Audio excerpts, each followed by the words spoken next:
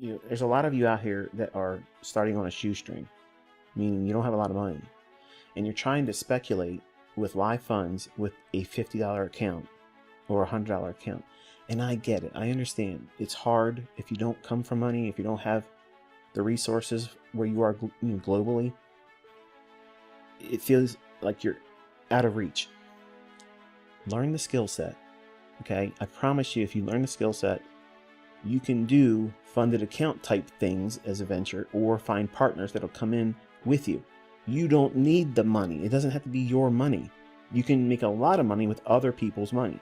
But funded accounts provide a way for you to go in with a very small amount of money, and you learn the skill set I'm laying down here in public.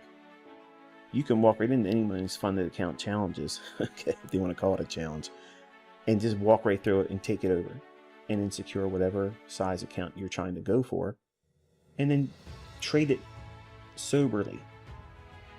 Aim for 10% a month, 15% a month, and just make that and stop. Don't try to push it. Don't try to get rich real quick. You want that 10 to 15% a month coming into your hands after the split that you do with whatever that account is you're registered with, whatever funded account company that's helping you find the scratch to get started. But knowing how to manage that drawdown will keep you from going into, obviously, blowing your account. It'll control the equity drawdown. It won't be a sharp, jagged falling off a cliff. It'll be, you run up to new equity highs, then you have a losing trade, which is reasonable. Everybody has a losing trade. You may have a series of losing trades. But if you take a 1% loss, and then you take another loss at half of 1%, and you take another loss at a quarter of 1%, you're only down 1 3/4%. That's not a lot of drawdown. But you've now taken 3 losing consecutive trades. That's easy to come back from, versus taking 1% loss, then saying, okay, I'm going to double up and try to make it back with 2% risk, because I don't have to just get half of the position movement I took as a loss. And then you take a full 2% loss. Now you're down 3% on 2 trades. Then you go in again thinking, well, I'm going to do it again with 2%, or worse, you go higher, risking 3% or 4%. And then you just stop, or you move your stop, opening it up with more risk, and then suddenly it's very easy to fall into 10% drawdown. And then it becomes a psychological wrestling match where now you feel embarrassed, you're shamed, you feel like you have to have it back, otherwise you're a failure. When professional money managers, they don't care about being in drawdown. They care about managing their expectations and the discipline that's required to operate and engage. They are not allowed to touch their account when they're highly charged or emotional. So that's all part of risk management. It's not just the numbers game, it's a psychological game too. But you have to manage that and quell that whole desire to get right back to where you were before you took that loss. That feeling comes because you are an infant in this industry. And that's not a knock against you, okay? It's the truth.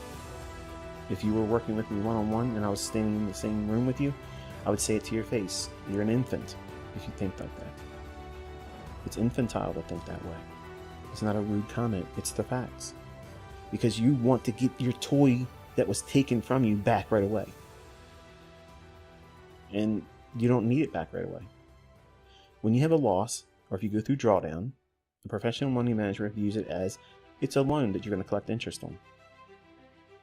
When a bank lends out money, is it crying about how it had to give out your down payment for a home, or your boat loan, or some other purchase that you made a loan with them with? Are they upset about giving you that big lump of money? No. Nope. Are they expecting to get it back right away? No. No. In fact, they don't want you to take it and pay it off real quick, because that's their business model. They want to lend out the money and get as much interest as possible. So while we don't want to leave drawdown in long periods out there, we look at, or at least I look at, when I take a loss, if I go into drawdown, it's just a loan. I know I'm going to get interest on it, because my career isn't going to be framed by the last 5 trades. or the last 5 weeks, or the last 5 months, or the last 5 years. I have a long-term view, and that's the problem with being an infant in this industry. It's too easy for you to want to quit because you don't see past what's happened to you right now, or what happened to you last week, or the last trade, and that last trade, that one singular event you've made such a monumental experience out of, and it's make it or break it. Every single trade is a make it or break it. I've read 2 people, one on Twitter and one on the comment section of the videos I have, and they're basically saying, yeah, I think I'm packing in, I can't do this. And if that's true, congratulations. You found where your breaking point is, and you're not willing to go any further into that. And if you know yourself well, Godspeed. But there's a lot of folks that get frustrated, and if you're going to quit, you're not going to post it on the internet. You're not, okay?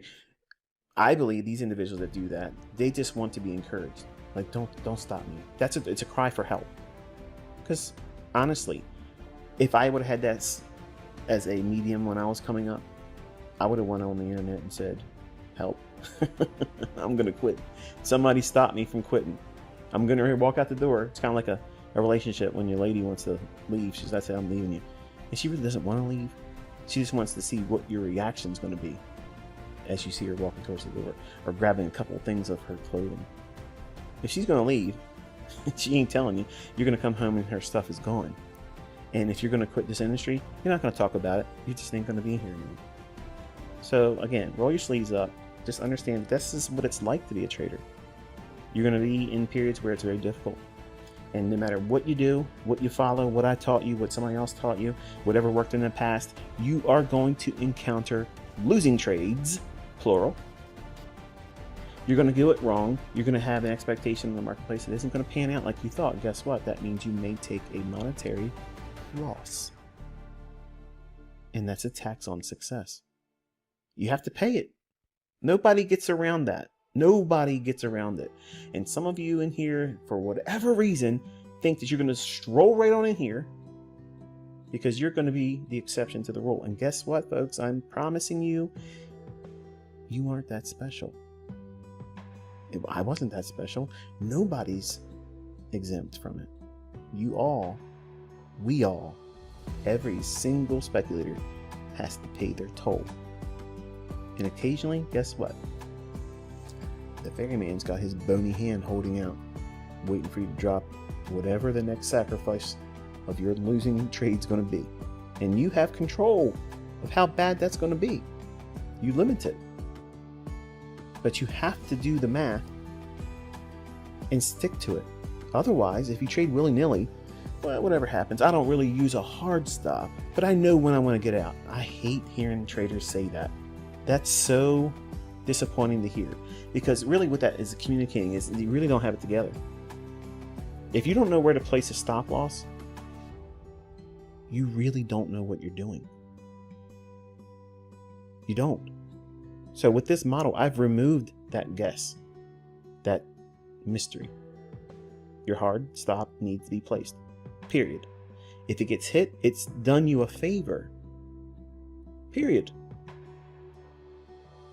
But if it does you that favor of protecting and limiting risk, it's your job as the trader to listen to the analyst next trade it provides. You'll have to manage the trade with less risk because you have a task now. You have to come out of drawdown. So that's why it's important for you to be very diligent about managing your risk and controlling drawdown. Don't think, oh, well, you know, I'm going to start off with 1%. And then once you make a trade and it's easy, think, well, I can do 3%. Because if I can do 3% risk and I get a multiple of 5R, I can make 15% one trade. And what if I do that every day? Even better, what if I do that in the morning session and in the afternoon? And if I can do that, why not lose sleep and trade London too? Wow, that's 45% in one day. Good grief, I could probably quit my job next Sunday. I did that kind of stuff, folks.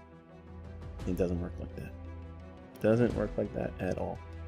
So you have to use low threshold objectives and work your way up from that. Your career is not going to be 10 trades and you made it. No. Longevity, controlled risk, impeccable risk management. That's how you get here. That's how you arrive at consistently profitable, and losing trades don't mean anything. Despite anybody watching you, if you do it publicly, a losing trade is nothing but a tax on success. That's it. So I think that's going to be it. And I absolutely want to congratulate all of you that have gone through every single one of these videos. If you've done the work and back testing and looking at things and studying, and you're convinced that the pattern's really there, kudos to you. Okay. For those that have not got it yet, my encouragement is for you to keep doing it. And I promise it won't take you long. In fact, if you just started and you just found this channel, I promise you, if you give it 6 months, you'll see things that you never saw before. But at the end of 1 full year, because it might take some of you to do that, you'll have it. You'll understand what you're looking for. Doesn't mean you're going to be trading every single day. It doesn't mean you're going to know the bias every single day. It doesn't mean you're not going to have losing trades. It means that you're going to know what you're doing. And even though you may have short-term hardships with being stopped out or missing moves or reading it wrong, you still will have enough faith in this model because you know it will repeat in the future more times than it fails. And I'm challenging you to determine whether that statement is true or not. Until next time, good luck in your trade.